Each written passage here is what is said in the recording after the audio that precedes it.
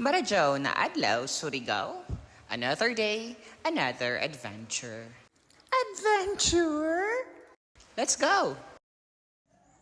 Years ago, this was the Hinapuyan Bridge.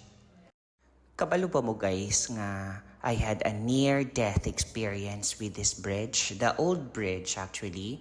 It was 2002 of January.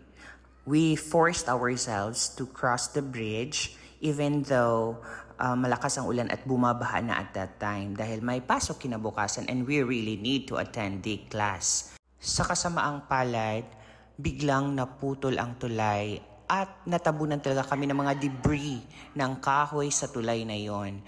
And at that time, I really thought that it was the end of everything. Buti na lang, marunong akong lumangoy and I was able to swim. And I really tried to survive and I was able to survive, thank God.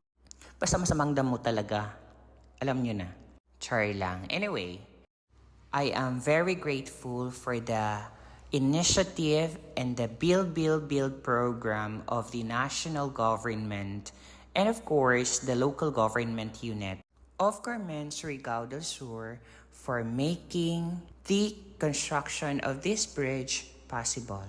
With this initiative, we will be able to transport our local products to the neighboring places. And also, Hinapuyan will be accessible to everyone.